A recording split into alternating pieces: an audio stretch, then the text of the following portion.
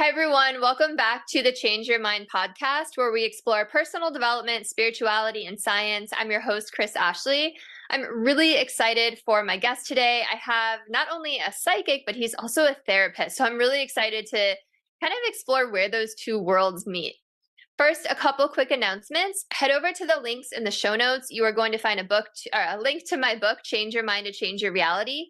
It was endorsed by Bob Doyle, Michael Beckwith, Marcy Shimoff, all from The Secret. It was endorsed by John Gray, who wrote Men Are From Mars, Women Are From Venus. Go check it out. You'll also find links to my courses, to my free masterclass, to lots of downloads. And of course, you'll find all of the links for my fabulous guest as well. And as always, this podcast is part of the Los Angeles Tribune Podcast Network. We do a lot in personal development. We have some phenomenal events coming up, so stay connected. We've got a lot of really great things on the horizon. All right, so with me today, I have Vincent Genna. Vincent, I didn't even ask you how to pronounce your name. Is it Genna or Genna? No, Genna, you said it right the first way, so that was very intuitive of you. Amazing. I like that. I'm picking up on your psychic abilities, apparently.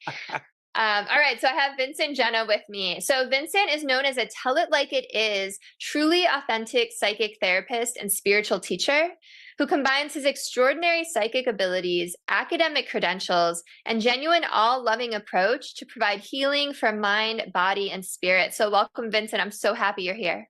Well, thank you for having me, Chris. It's great to be here. I'm very excited. I'm excited too. So I always start my episodes the exact same way. Okay. And that is by asking my guests, what is your origin story? So I mean, you're a therapist and a psychic. So I guess for your origin story, what made you decide to want to be a therapist? And also tell me about the start of your psychic abilities as well. All right. Well, my psychic abilities actually started when I was 28 years old, and it all came out of wanting to help a friend who was originally my enemy throughout my entire school career until I was 18 years old. He initiated and caused most of the bullying that I experienced throughout my childhood. And that was on a daily basis. But at our 10-year high school reunion, I was kind of like a little famous in my neighborhood because before I was a psychic, I was a professional singer, actor, and dancer, and I had been a dancer and singer in the movie Grease. So the original movie Grease, not the second movie Grease, there is no second movie Grease in our book, is only the original one. And so that made me a little famous. So I went to my 10-year high school reunion, and he embraced me there, actually ran up to me, gave me a hug, literally, and wouldn't let me go. And he became a really close friend. But I had noticed that his life was falling apart, but he wasn't sharing that with anybody. But for some reason, I was knowing something was wrong. And after spending a weekend with him, my wife and I were at his expensive Connecticut condo that he always bragged about. On our way home, I was in tears because I knew something was wrong. I felt his heart breaking, and I didn't know how I could help him. So it's actually a cry out to God to give me the ability to be able to help him. And with a week's time of that plea, all of this paranormal, it was a Steven Spielberg, Cecil B. DeMille for your older listeners and observers here, epic movie that happened to me with all this paranormal stuff going on and spirits coming to me and trancing voices and all of this information downloading, and then me trancing, and then me knowing what people were thinking and knowing what the future was going to hold the next day. And oh my gosh, it was just a floodgate that opened for the next 3 months, guided in all different directions. That's basically how it started. And that is such a small version of all the experiences that both me and my family, I was married, had a 2-year-old child at the time. And so all this crazy stuff was going on in my life. And so now jump ahead, and it took me years of studying research. I was working with people, I was in their minds, and I said to myself, you know what, if I'm going to be in there, if I'm going to be working in the darkest recesses of their psyche, I want to make sure I knew what I was doing. And so back in 1992, I decided to go back to school to become a psychotherapist. And I got my BA in psychology and my master's in clinical social work. So I combined the two. Now, I'm no longer a license. I had my own practice and I was working even as a hospice social worker besides my own practice. I stopped doing that and I gave up my license because it was easier to be a psychic / therapist. And the reason why I add the therapist part on, even though I'm not a practicing psychotherapist, though I do both. I'm both psychic and psycho, Chris. So yes, everybody can definitely call me psycho here, and my wife does every so often.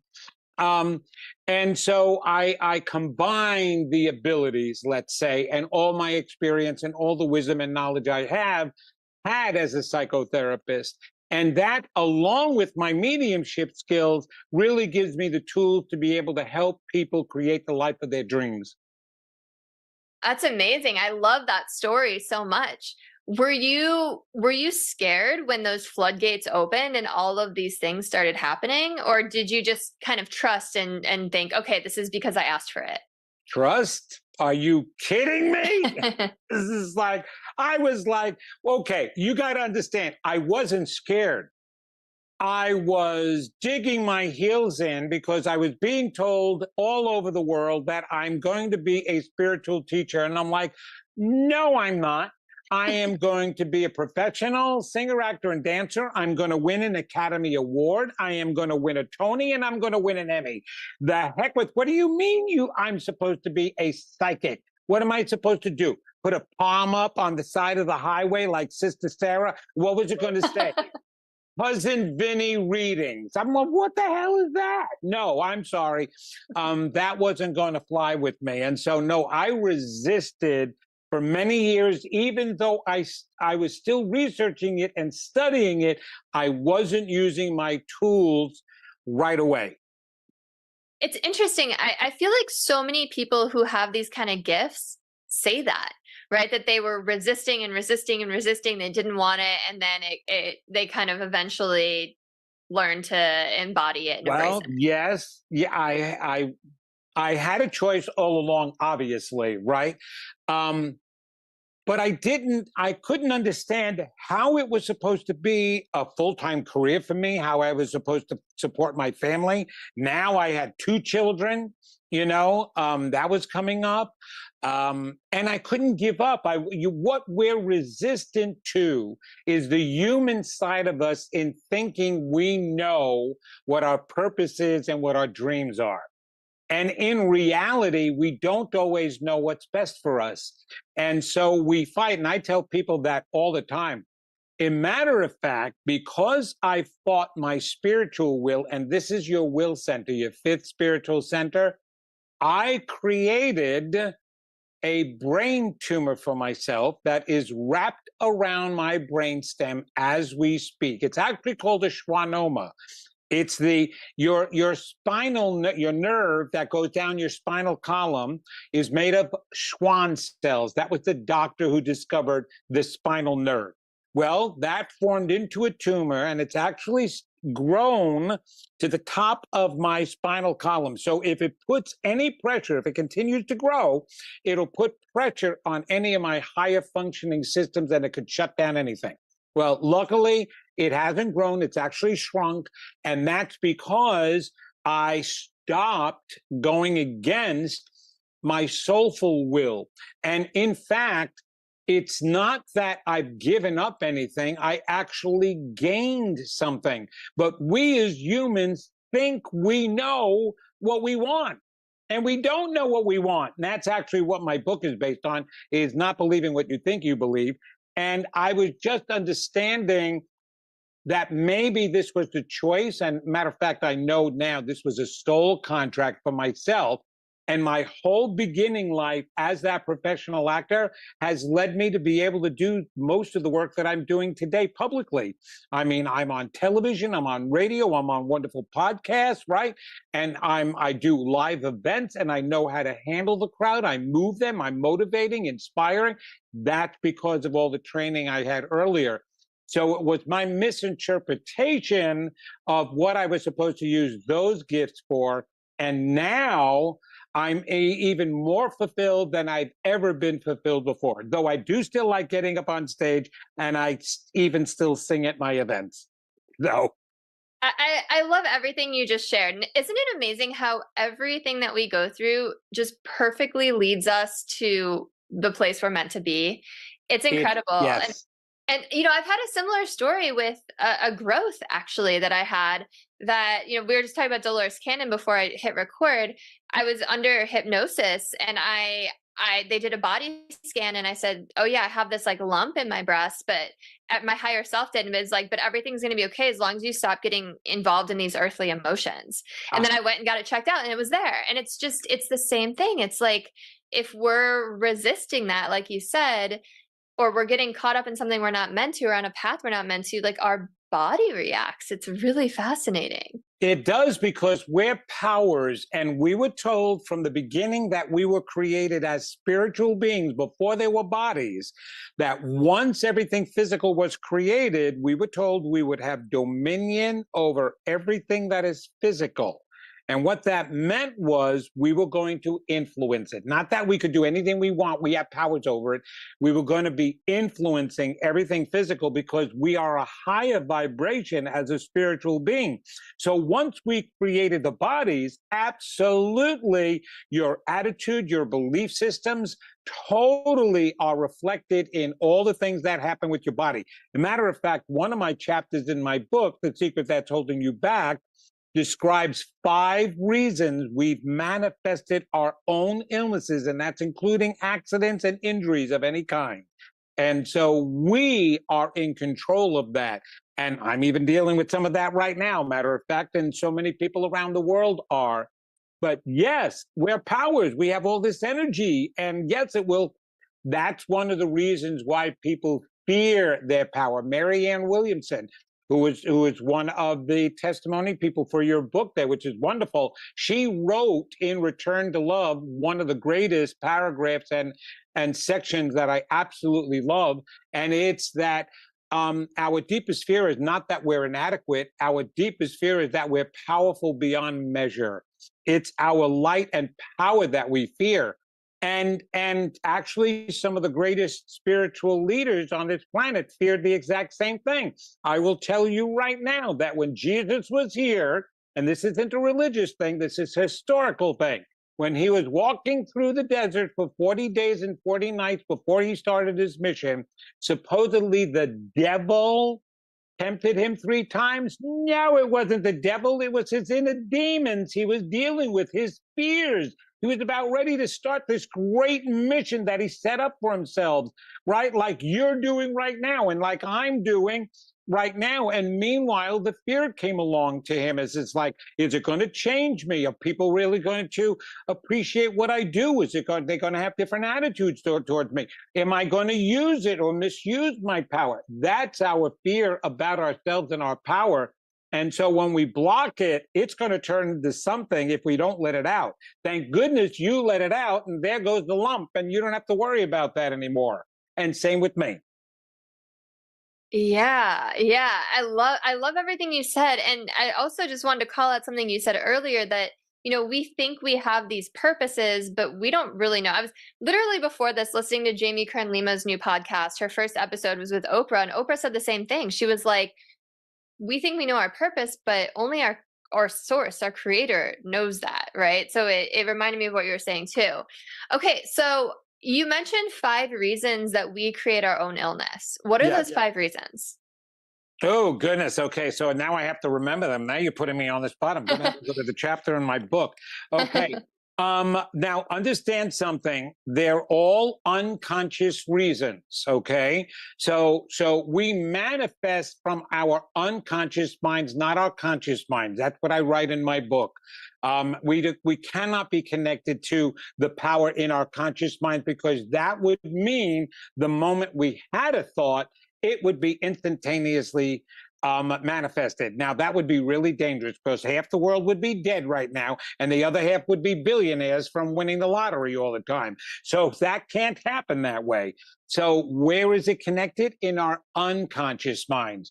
And what's in our unconscious minds are an accumulation of all those beliefs that we developed from when we were growing up, from our youth, from little us are in there as well. So that's where we manifest from. So being emotional beings and having power and energy, one of the reasons we become ill is from suppressed negative feelings and emotions. We have a defense mechanism that will shield us from those negative beliefs and emotions in order to allow us to function. That's one of the things that my research as a psychotherapist helped me to understand and learn. So all of my studies have been around the self. So that is one reason, is you suppress that. If we're energies and you keep compressing negative energy, it's got to come out somewhere. It's like an atom bomb. And we implode, and we will implode with illnesses. We even implode with negative behaviors. A lot of what you're seeing on the planet today are implosions of people suppressing all their negative self-feelings. But the brain has created a mechanism to defend us by creating a new set of beliefs. So instead of blaming ourselves, because if we walked around like that all day long, we'd never get anything accomplished. We see that in those who don't have strong defense mechanisms. They experience things like major depressive disorder and anxiety disorder because their inner voice is coming up and saying, you're no good, you're not lovable, you're not deserving. And they hear that all the time. But for the rest of people, the normal realm in that normal bell circle curve is they're all being defended by having these defense mechanisms that we don't hear those, but they're there. And since we're connected to a power in our unconscious minds, that negativity is going to come out somewhere. That's one reason. That's actually the major reason why most people become ill, is suppressing all of that stuff. It can come out in the form of cancers or any kind of chronic disease or ailment. Even car accidents, because you're creating a negative energy around you. It's like the person who believes that they're going to step in a hole if there is one, and it forms unconsciously. That happens. Remember, these are all unconscious reasons. Another reason is it's a great excuse. So, for example, you're unhappy at work. You are a caregiver for all these people and you're getting tired of it. All of a sudden, you start experiencing ailments, things that will take you out of work. Do you know how many people are on Social Security disability even at a young age because they were dissatisfied with their jobs, never knew what their dreams were never fulfilled, but unconsciously they needed a way out, and their minds and their bodies created a way out. Okay. And so it acts as a great excuse for people. A third reason is, when was the time as a child we received the greatest attention, Chris? When was that? Absolutely, when we were sick. When we were sick. As a matter of fact, even abused children, the abused parents, the abusing parents, would stop abusing during the time that their children were sick. Well, think of unconsciously some people who are lonely, who don't feel that they get the right attention. I can tell you right now, my mother-in-law was divorced, and so she had 3 children. And while her children were young, they were all attending to her, and that was great. My wife did a lot of help for my mother-in-law. But as they started getting older, they were going out of the house. My mother-in-law was getting sicker and sicker and sicker, and they had to keep helping her and helping her. Well, they got tired of helping her, and even one day she said to them, I'm going to get so ill sometime you're going to be really sorry. And she was right. She developed kidney cancer and died from it, unfortunately. And it was, she didn't intentionally do that, but unintentionally, that energy in there caused that. There's a fourth reason. We want out. We're unhappy here, but we're not capable of committing suicide. So we wind up committing what I call unconscious suicide. We allow ourselves to become ill, or sometimes we just want to leave. For example, my mother died, and I knew my father. She was 86 years old. My mother and father had been married 62 years. They always said they were going to go together, go together, go together, right? But my mother went first because she had Alzheimer's and dementia, and she just failed to thrive, right? 6 weeks later, my father, who was in perfect, healthy condition, died of metastatic lung cancer that he did not have 6 months prior. And he had this tumor on an artery in his lung that spread cancer throughout his entire body, died within 6 weeks, took him out of here. Wow. It was a way for him to leave without consciously doing something. He wanted to go, but he didn't know how to do that. And unconsciously, he wound up creating it for himself. That's how powerful we are. A fifth reason why is because we don't feel deserving. We don't feel that we deserve to be here, that we deserve anything. And so it's a form of punishment. I'm not getting anything done. I'm not worthy. I'm not good enough. And again, not committing suicide. We wind up creating something that winds up taking us out of here. So we have such power, okay, that we are capable of doing these things for ourselves, just the same as doctors are showing now that we're capable of healing ourselves. That's what biofeedback is all about. Psychosomatic illnesses are completely emotionally related illnesses. High blood pressure, anxiety, all different physical issues with our bodies, intestinal issues, all relate, IBS, all related to the emotional state.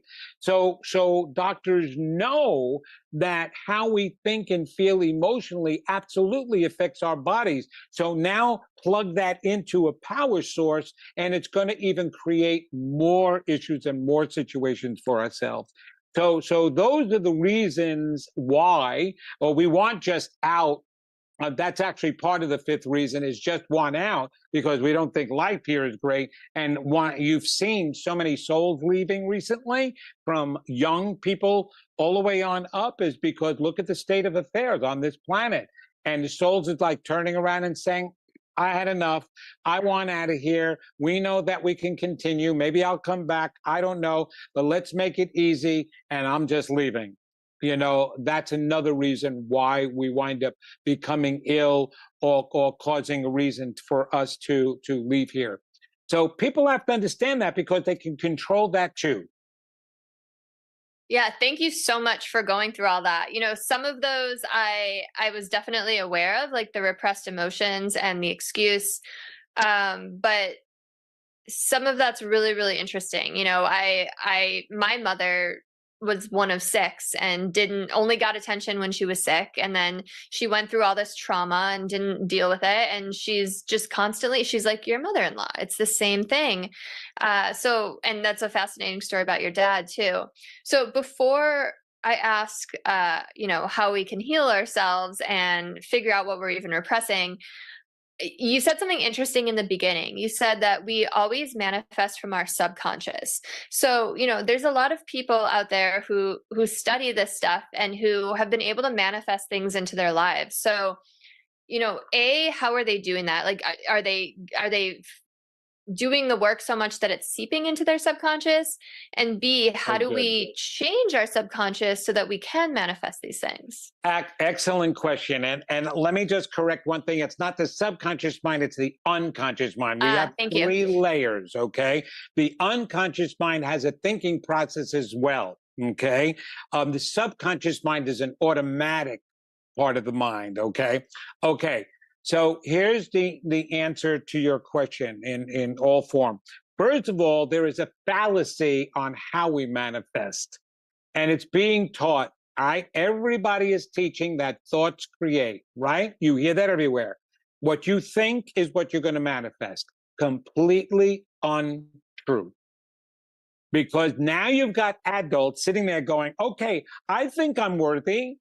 I think I'm deserving. I think I should have a really good relationship. I think I should get a promotion at work. It's not about what you think. It's about what you believe. Because beliefs are in your unconscious mind, your true core beliefs. Now, don't get me wrong. Thoughts influence your beliefs. That's why you have to have good thoughts constantly.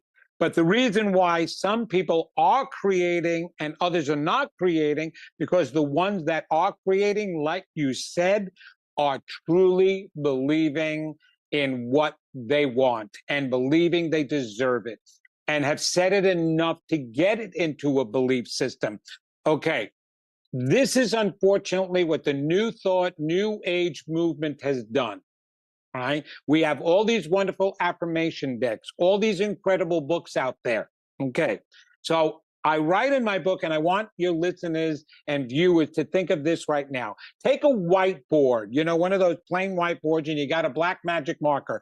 I want you to imagine writing every negative thought and feeling you've ever had on that board, right? It's filled. It's got to be filled with all these negative self-feelings. Now you've been introduced to the New Age, New Thought movement, and you've been given all these affirmation cards, which, let's say, they're pretty pictures. They're pretty pictures, or the affirmation card itself, and you're pasting it all over. They say, just pay attention to those affirmations. Say them every day, right? So now you're pasting them on the whiteboard. Oh, I want to say this. I want to say that. I want to say this. I want to say that. Now you got a whiteboard filled with all those beautiful affirmations and pretty pictures. Have you changed any of your beliefs? No, you pasted them right over those words. Exactly. Yeah, so it's a great what metaphor. is necessary is bringing to the surface. You can't forget your past. You have to work with your past. You have to work with the beliefs that your past has created, and you bring them to the surface. That's what the work in my book does. And this is part of the healing and making the manifestation work, is you bring those beliefs to the surface. And once you see them, and I give exercises in there on how to do that, once you know what they are, then you can change them. Then you can work on them, and you can reprogram the subconscious mind then, because that's what programs. You've got the largest part of your mind is your unconscious mind. The smallest part of your mind, your entire mind, only accounts for 2 to 5% in conscious awareness. 2 to 5% of your entire mind. That means 95 to 98% of your mind is in unconscious awareness. And when people walk around saying, oh, I know what I'm thinking, I know what I am, I know who I... No, you don't. You have no idea what's going on in the majority of your mind. And you wonder why you're not manifesting. You think you're thinking the right thing, but that's in the surface part of your mind. Deep down, you're saying, I'm not good enough to get that job. I'm not lovable. I'm not going to get the right partner. I don't deserve to make more money. That's what is really going on in your unconscious mind, and therefore that's what's being manifested. And so that's how that all works, and why manifestation does work. You have to truly, truly believe that what you want, and that you deserve it, and that you can have it. Thank you for all that. That was such a beautiful description. And, we're like sabotaging ourselves 95% of the day, right? Or 98% of the day, whatever it is. Ellie. So, yes, we are. Okay. So how do we figure out what's in our unconscious mind that's influencing everything? Because, I'm sure people like this too. I know people who post all the positive quotes on social media, but then everything goes wrong in their life. And it's like literally, and they're complaining about everything. Let me tell you something. That's with half of the practitioners in the spiritual realm out there. You know the old adage, Doctor, heal thyself? That was a long time ago that was said, and it was mostly about the medical field. Well, now you can apply the exact same thing in the metaphysical field, okay? All the practitioners out there that are claiming to know what they're saying to help their clients and their colleagues even, and sharing that, and meanwhile, their lives are all messed up, right? So here is the thing. It's like I said, there are practices to be able to bring to the surface what you're really believing about yourself. But the first thing you have to do, and the hardest thing any human has to do, when I do private readings, which I do all week long, right? The first thing I have to do is burst everybody's bubble. I have to burst their bubble because they're sitting there going, I had a wonderful childhood. Oh, I knew mommy and daddy loved me. Oh no, I know I'm deserving. I know I deserve a right partner. You know, you want to talk about relationships at all and why relationships are all messed up. Oh, it's just that you can't find the right one where I live. Oh, and everybody is messed up, you know, and all guys suck and all women are, you know what. And so there's all these excuses. And I have to sit there and I have to tell them, that is not what you believe. That's the psychic part of me. I get to go in. You can't lie to me. You can lie to yourself faster than you can lie to me because I'm the psychic that gets beyond your lies. You don't. You stop at what I call the adult-made mind, the defense mechanism. You don't go further to see what you're really believing because that's part of what's protecting you so that keeps you to function. And what we call in the psychotherapy world, that's coping skills, right? But it's hiding what you're really believing. Okay, so you think that you had a great family life. Where was daddy? How was daddy? How come you've been married 3 times? I thought your daddy gave you a lot of love and you knew what it was. Well, dad wasn't home all the time because he had to work. But I understood that. I said, oh, really? So at 5 years old, you had the wherewithal to completely understand why daddy was never home, not even on weekends, never kissed you goodnight, never went to any of your baseball games, never went to any of your recitals, wasn't there, but you knew daddy loved you. How did you know that? Because mommy told you? No, I'm sorry, it wasn't that. And you know what? It's not just a matter of blaming the parents, but the messages that children receive from the environment, okay? Whether it be through their brothers and sisters. Oh, my brother was really good. I mean, he was really so smart and he was so talented. And I was never as talented as him. So what do you mean then that you had a happy childhood? You just mentioned all these things that to me would make you feel upset about your childhood, that you weren't good enough. Well, after I thought about it when I got older, I knew that it was okay because I had my own gift. I said, but that's when you got older. But little you is still inside of you. And little you is influencing you, and you don't know that. Not just adult you, we're an accumulation of our entire lifetime. So I have to break down their defense mechanisms first. You must disempower your defense mechanism. You must be able to turn around and say to yourself this: if I am not manifesting what I am told and promised that we can all manifest, then somehow, some way, I am getting in my way. There. When you say that, you now have a chance. But when you turn around and you keep saying, well, I'm doing everything right, well, it must be because the information is bogus or everybody else deserves it and not me. Now you're in the victimization, modality. You're never going to get anywhere with that. But it's okay to say, I'm getting in my way, because now you just took control.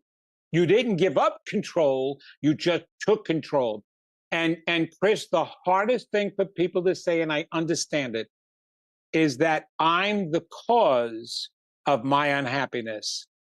I understand that. That's why the brain has created a defense system to keep you from feeling that, because that feels lousy when you first taste that and acknowledge it. But here's the option. You keep trying to manifest a good life and you're still not accomplishing what you want. And that makes you feel even worse because now you feel out of control.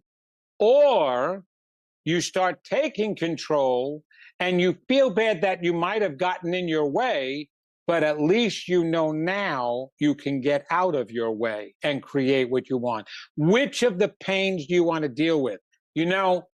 We can either sit at home and have a rotting tooth hurting us and causing a lot of pain, or we can choose to go to the dentist who's going to cause a little pain to get to the rotting and fix the decay so that you no longer have a decaying tooth. Which option do you want to take? quite honestly. Now, option A, sitting at home with a decaying tooth, can actually kill you. And actually, not thinking that you're useless and that you cannot achieve anything that you want can actually kill you. As I said, one of the 5 reasons why we can become ill. And I've seen so much of that happen with people because they never felt their worth, they never felt in control, and they unconsciously gave up. So yes, does my system cause a little pain? Yes, it does. But it causes you to be able to gain control over your life first. Now, once you admit that you've gotten in your own way, then your desire is, I want to hear what my real beliefs are. And I actually do an exercise in there that you can bypass your left brain thinking and actually have a conversation with little you again. It's called the personification meditation, where you can communicate, and it's kind of like automatic writing, where you allow little you to say what he or she is really feeling. And then you go, I'm telling you, all my clients who have my book, the people, this has happened all over the world. And I get emails all the time that when they do this exercise, they wind up going, oh my God, I never knew I believed that. Because they're hearing it as the first time as an adult. We have memories, but quite honestly, when you look back as an adult on your memories, you're remembering them as the adult, not the person or the child who's gone through the experience. And there's a filtration system that actually can change those memories and again, shield you from the right ones. So we have to bypass the left brain defense mechanism and the thinking to get what you're really thinking. And now you have something to work with to change. And I am constantly talking. I was abused, like I said.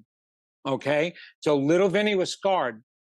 And even till today, little Vinny wants to pop his head out and tell me I'm not good enough, that the only reason why people listen to me or have me on their show is because they're so nice and they're just being nice to me. That's what little Vinny wants to say. And I have to be able to constantly let him know, no, that's not true, little Vinny.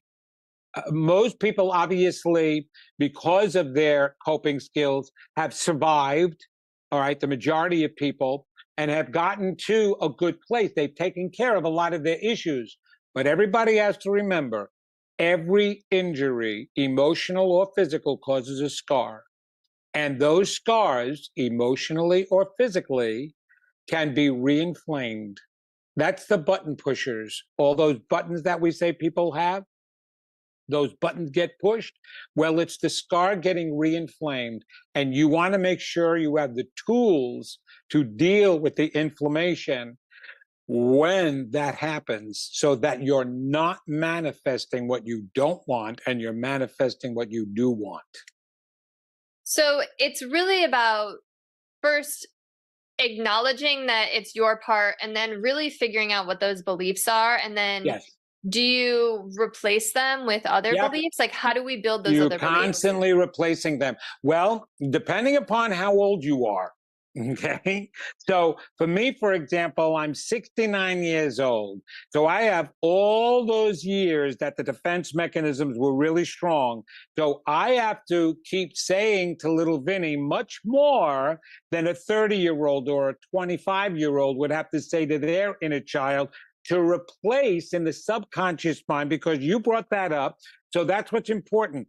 The unconscious mind is the largest portion of our mind. That influences, that's right up against the subconscious mind. So that's doing most of the influencing.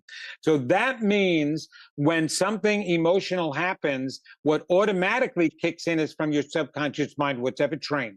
That's what you call a knee-jerk reaction. You see people, they get enraged really quick. What is your first response when you get really upset? You know what your subconscious mind has been trained then and where the training has come from. It's usually all those defense mechanisms and the buttons that have been pushed that wind up causing you to respond. And that 2 to 5% has to work real hard to retrain that part. So yes, you have to keep working with that unconscious part to help retrain the subconscious part. And does my work cause a lot of work? Absolutely. But here's the thing. If you go to the gym and you care about getting into physical shape, you can work out, you can do all the aerobics you want. You can work out all your muscle groups, right? Your upper body, your lower body. You go to my gym, all you see are the guys with the skinniest legs in the world, and their chests are out to here and their shoulders are out to here, right? You know, they look fabulous in long pants, but at beach time, it's like, what's holding them up? They're like toothpick there because they want to do what they're showing off, what you see the most, right? Of their chest. And you can work on all of that, but if you want to balance out and you're working both, but there is one area that you've got to absolutely work on at all times in order to allow the work you've done on the upper body and the work you've done on the lower body to come together and be supported. And what part of the body is that? The core. The core. Your weakest muscles. It's amazing that the part that holds together the two most important parts of the human body are the weakest parts of the human body, the smallest muscles down in your core. Well, your self-love, your self-belief, all the work that I am making you do is your core. And without working on your core, and it's the hardest thing to work on, but it's the most rewarding thing to work on because you can turn it around. And when you do turn your life around and you're experiencing all this wonderful stuff that you're manifesting, you don't even look back at the work you put in. You forgot how much work you put in, but it's the most rewarding work you will ever do. Yeah, that totally makes sense. So, back to illness and repressing emotions, like if someone is sick and they're like, okay, they don't want out, it's not about an excuse, all of that. So it's like, okay, it must be a repressed emotions of some kind, but they don't even know what they're repressing. Like, how do they even start to figure that out? And then like, how do we heal ourselves? Because like you said, if we can make ourselves sick, we can heal ourselves. Yes, you can. Well, it's the exact same thing that I'm talking about. If you are ill, and this is what I do, all right?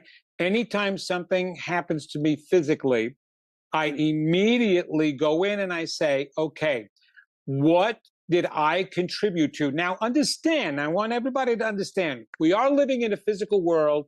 You are going to have physical things go on with your body, okay? You're going to get colds, right? You're going to get viruses, right?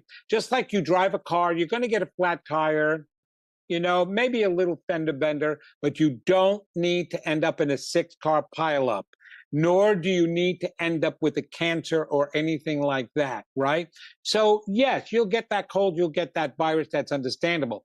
But when something significant happens, that's when I turn around and say, what did I do to contribute to this, that I manifested this? And so that opens the doorway right away, and that takes courage to allow to come to the surface what's been going on. So I assess what's been going on in my life. I assess how I've been feeling. I assess what I've been saying. There are great books about that. Louise Hay, especially, she became very famous by writing her book, You Can Heal Your Life. She had stage 4 cancer at 62 years old. All the doctors chalked her off.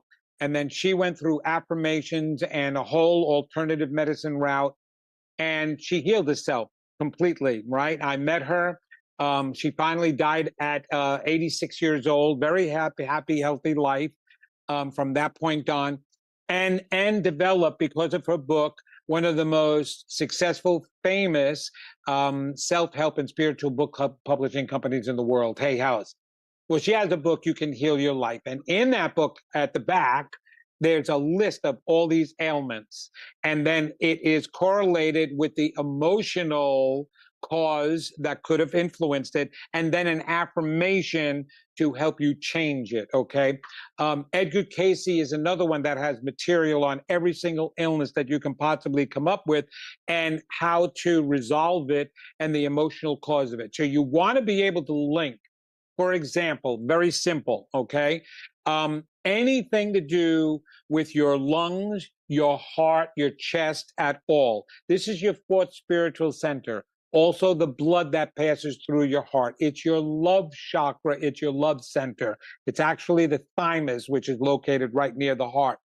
So if you have any issues of self-love, or anger, or resentment of others because of your lack of self-love, you can very easily develop issues in your lungs, in your heart, diabetes, heart attacks, breast cancer, lung cancer is all related to issues of self-love and lack of self-love. So you can immediately take any ailment and actually figure out what it is that has been causing it. Okay. And so that will help you figure out what you need to do to help heal it. And then, of course, you have to have the faith and the belief that you can heal yourself. That's primary in all of this, right? So, Yeah. So I love that book, by the way. I use it like my little medical journal. And then the other person exactly. who wrote one like that is Dolores Cannon's daughter, Julia Cannon, has the same kind of book like that.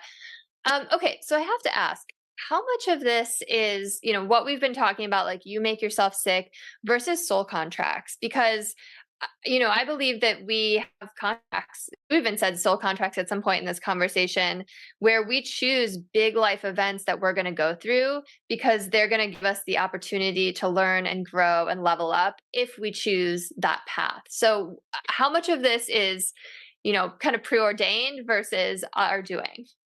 Okay, that is an excellent question. There could be a significant amount that you have preordained for yourself. I will say this, which is really easy to say. All children who become ill or are born with disabilities, they've completely chosen that, okay? For two reasons. One, to heal some karma from the past lives.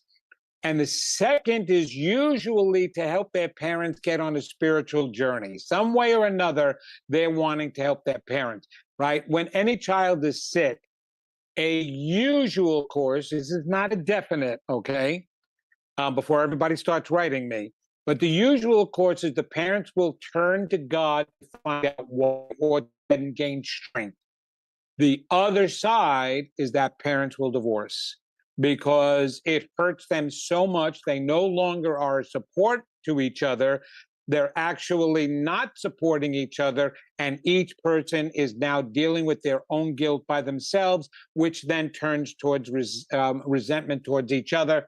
And it breaks apart the marriage because it's too painful to deal with the fact that you have an ill child. So either can happen, even though the latter happens more than the former. They do go onto a spiritual journey together. All right, that's children. I know for a fact I set up a lot of my abuse. I set it up with my own parent because they abused me too, to become the spiritual teacher that I want. Now, there's a good chance that in the process of that, I got caught up even in more earthly stuff than I needed to. Now, either way, I will say this. Whether it's a soul contract or something you get caught up in, it's all stupid and unnecessary. What a dumb thing to think that, oh, I'm going to make my life tough down there because I'm going to clean the slate and I'm going to be strong. But think about this for a moment. Think about those who are here on earth only. Right? Think about the kids that are going to college or even adults going back to school. Oh, and they feel so gung-ho because they have a goal. They have a dream of attaining this particular degree. And maybe they will double major because they want 2 degrees, some have even 3 degrees. Oh, and they're going to do it instead of 4 years or 8 years, they're going to do it in 3 years. Now they're in school and it's kicking their asses. And some of them drop out. Some of them change their majors. Some of them say, oh, I can't do this. And they take up the full years that they're meant to go, right? Now, if we do that here and we have a limited mindset, could you imagine what we would take up for ourselves in a world where we have unlimited mindset? We know on the other side we are completely unlimited, powerful souls. And we are up there all gung-ho. Oh, Dad, yes, this is my last lifetime. I'm taking it all on. I'm going to clean the slate. I'm going to become spiritual. I'm going to be a spiritual master down there. You just watch and wait and see. And you set up all of this karma cleaning for yourself. Oh, you're going to get punished. You're going to get a disease. Oh, maybe even shot, and you have to deal with not having a leg for the rest of your life. Oh, yeah, I'm going to go through all of this, man. It's going to be so cool. My soul is going to grow like hell. What a dumbass thing. As a matter of fact, I make this joke. Here is Jesus and God having a conversation before Jesus' soul is coming down on earth. And God is sitting with him. And God goes, what are you going to do? It's just like, I'm going to go down there. I told you, wait a minute, what are you, Meshuggah? You're going to go down there and you're going to do all this preaching, and yes, you'll get some followers and you'll get people, but you're going to go on they're going to nail you to a cross, and you're going to prove to them that you're my best kid. Now I have a chance of losing you too. What are you, crazy? Don't do that. No, I've got to, Dad. I'm the one who wants to get them back and remind them who they are. Somebody has to go down and do that. Well, then send Joey instead of you. I mean, he was always a pain in the ass up here anyway. Don't you go down. And I can't imagine the story that was said instead, that God sent down Jesus. I can only imagine that God is going, oi, I'm going to lose another one. Because pain and suffering does not pull us closer to our source. It actually pushes us further away. And I believe that our human concept of retribution instead of restitution has pushed us further away from source and each other. Retribution is the concept of an eye for an eye, a tooth for a tooth. So once you have that belief, then you'll have it for yourself, that the only way that you can clear up a debt is by going through one yourself, rather than restitution that teaches us, that was a wrong choice I made, and I'm not going to make that again. That's restitution. That's mercy. That's what mercy is all about. You do not have to be punished or go through punishment in order to make up for something that you may have a lower choice. All you have to know is that it was a lower choice and what the results were, and you're not going to do it again. That's it. But we put ourselves through so much, Chris. Yes. Can a lot of these diseases that people are going through down here be from soul contract? But here's the other part that people have to hear. Every life is still about free will. You can stop the soul contract at any given time. You don't need to suffer to grow.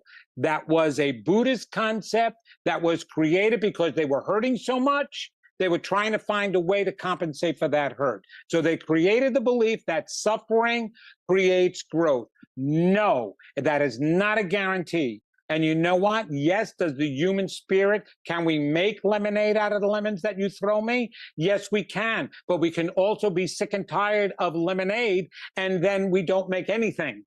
Okay, so that's what's happening on the planet today. We have to stop the suffering and the belief that we need pain to grow. I really appreciate all of that. So I'm also a student of A Course in Miracles. Are you familiar?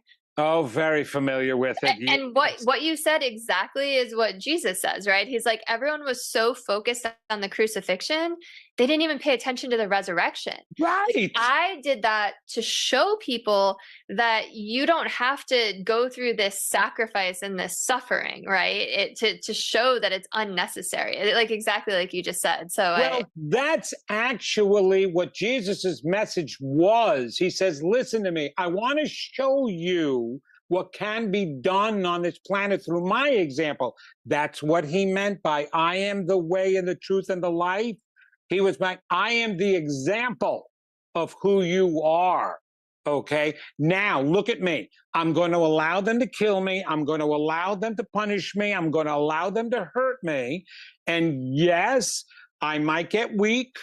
You know, that's where he said, Father, why have you forsaken me? But the first thing he said was, forgive them, for they know not what they do. He was trying to show us that even with torment and pain, we can still be attached to the God force, and that as long as we know that, we don't need to go through the suffering and pain then to prove that. Yep. He did. And so he didn't. And the interesting thing is the religions took that, Catholicism in particular, took that and used that. He sacrificed his life. He sacrificed something. You sacrifice something when you get married, right? No, you don't. And no, he didn't. When you give something willingly, it is not a sacrifice. It's an offering. He offered himself as an example. He did not sacrifice himself, and God certainly didn't sacrifice him at all. I have a total concept about that, but of course that has to be said and used in order to put fear in us, in order to get us to act a certain way, which is what keeps us from creating the lives we want to start with. But I have something funny to tell you about A Course in Miracles. So Catholicism, right, in my book, is all about excuses as to why we haven't grown and evolved, right? That we come up with. Humans need excuses. One of the first excuses were that we're sinners. And that's the reason why you're not going to go to heaven unless you get rid of the sins and you repent. You're sinners, right? So we didn't like that concept. We got rid of that concept. But here's what's funny. Marianne Williamson was very well known for teaching the Course in Miracles, and she wrote a book on it. He dedicated an entire chapter to the fact that, yes, we all have the capacity to be like Jesus. Yes, we're meant to walk and talk like Jesus, but chances are we won't, because why? Because now our egos get in the way. So she helped, and others, create another excuse as to why we're not perfect, why we're not capable of achieving that highest consciousness, is because of ego. And I have a whole lecture and a book that I'm writing about God and your ego are one. The ego is definitely getting a bad rap. It has nothing to do with the ego that gets in the way. It has to do with our defense mechanisms, which is in our unconscious mind. The ego is in our conscious mind. Ego just identifies who you are, and it gives you the ability to appreciate who you are. It does not control a thing. Your unconscious mind is controlling all of that. But yet we have to come up with an excuse why we're imperfect. So how do we get to act better if we're constantly being given reasons why we shouldn't be? Yeah, I like that paradox. I can't believe an hour's flown by. Wow. I feel like I have so much more I want to ask you and so much more we could talk about. And, you're always welcome to come back on the show. And I just appreciated all of the wisdom you shared with myself and listeners today. So I'm sure people want to know where they can get your book, how they can work with you, how they can connect with you. So if you want to share that so people can find you. Absolutely. Thanks so much, Chris. And thank you for giving me the ability to share all of this. All they have to do is go to my website at vincentgenna.com, and that's with a GENNA.com. They can connect with me there.